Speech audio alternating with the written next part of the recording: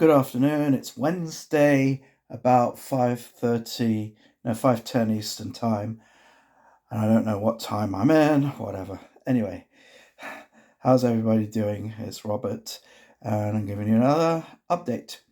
This one is going to be kind of, right now, I've just started this thing, and I'm already caught in a plateau, which is really annoying. I weighed in at 190 today. Uh, Yesterday, I was convinced things were going really bad, and just have to realize, sometimes things happen. Like right now, I'm looking for a good computing job right now, and got another rejection email. Also, had to deal with my wife and my kids all wanting stuff from me, especially when I was eating.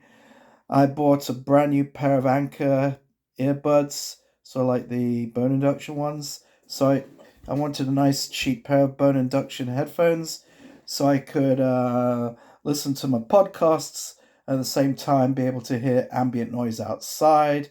Very important.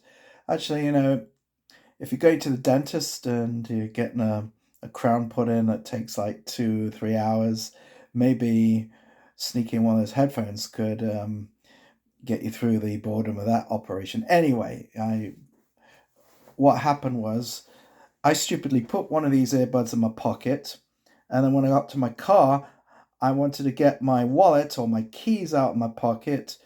The keys or the wallet knocked out the earbuds. One fell onto the seat where I efficiently grabbed it and put it in the cup holder. The second one went to the back under the seat in that black hole area where but you have to move the seat, you have to look, you have to. It took me like 5 or 10 minutes of basically swearing and cursing to. Finally, I had a brilliant idea. Maybe I should play some music on these headphones and see if. And the music's.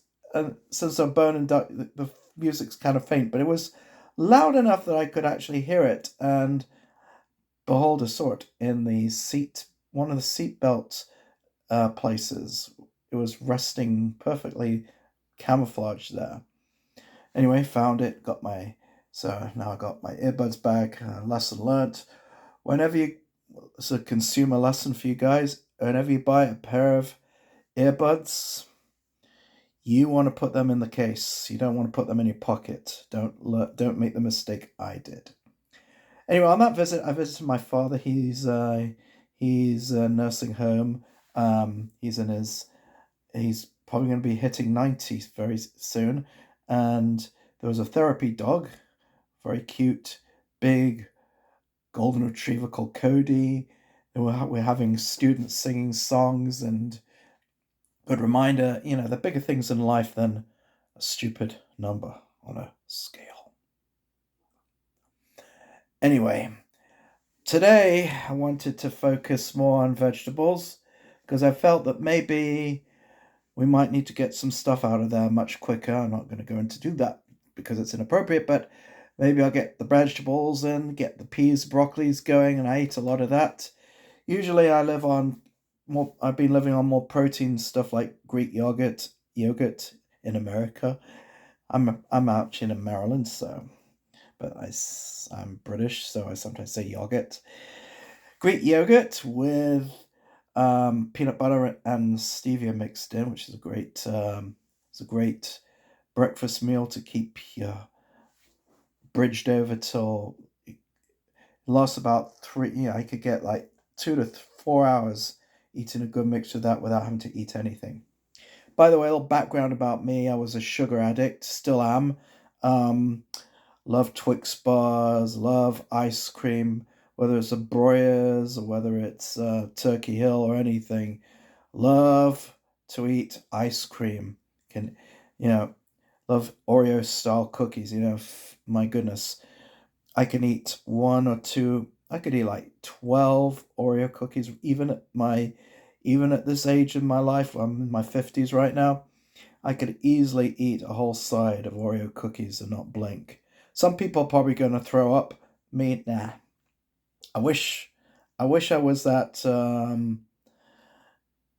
that fuss. I wish my body was that fussy and couldn't tolerate sugar, but mine, I got quite a hard body.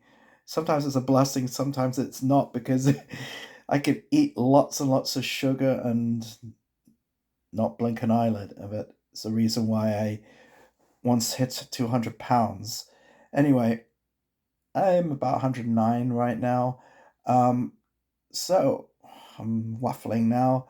Um, so I used to basically, so yes, I ate a lot of sugar and I still have that problem. But now that I'm hitting the protein stuff, whenever you have something like, well, first of all, I eat, one of the best things is to swap it out with a sugar sweetener.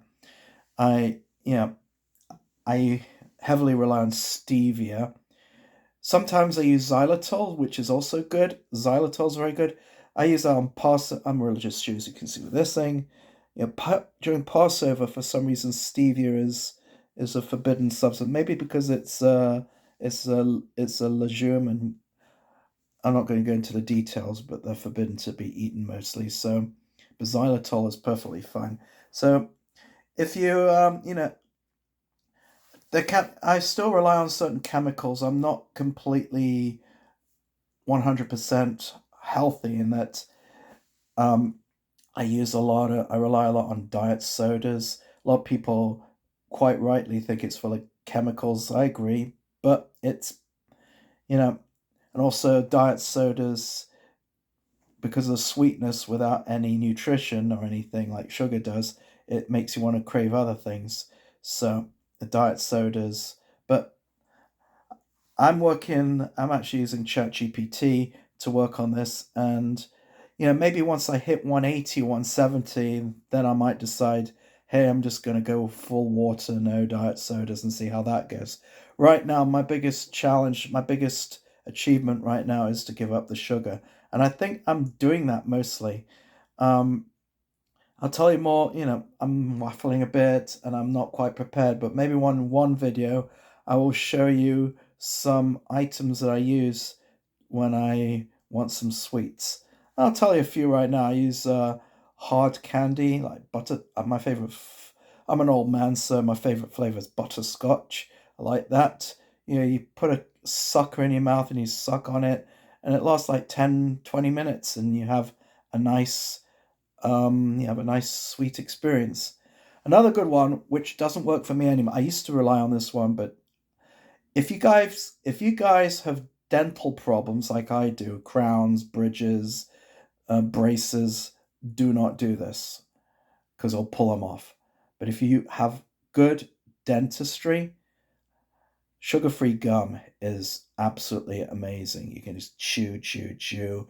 You get that soothing feeling, sugar-free, and you can chew it and chew it and chew it, and you don't suffer the calories. But again, the problem with that is it pulls crowns off. I lost about 2 or 3 crowns before I realized, oh God, I can't do this anymore, and it was miserable. I was miserable about that. So anyway, so don't believe what the scale says. I mean, you got to just keep going. Sometimes when you have like,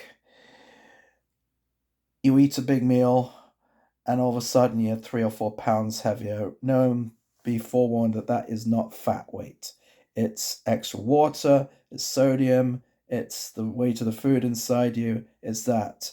And eventually it will go away. Anyway, that's enough for now. I'm working hard on getting rid of this plateau.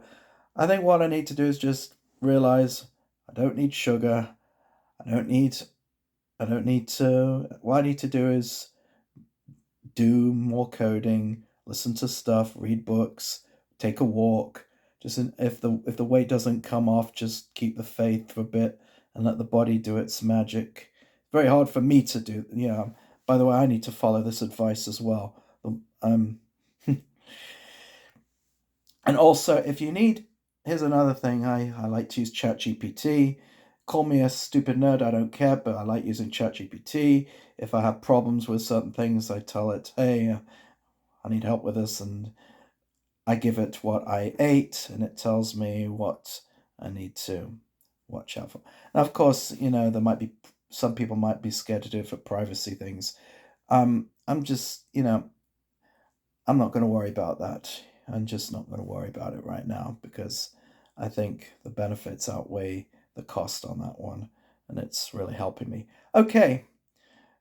Also, if you really need to, you must get a nutritionalist as well. Get a doctor, a good doctor you trust, and that's basically what I have to say. All right, it's Robert signing off and wishing you a good afternoon. I should be back maybe in a couple days. I also want to maybe get to my other thing and get my I got a backpack to review, so I can do that as well. But this is Robert signing off.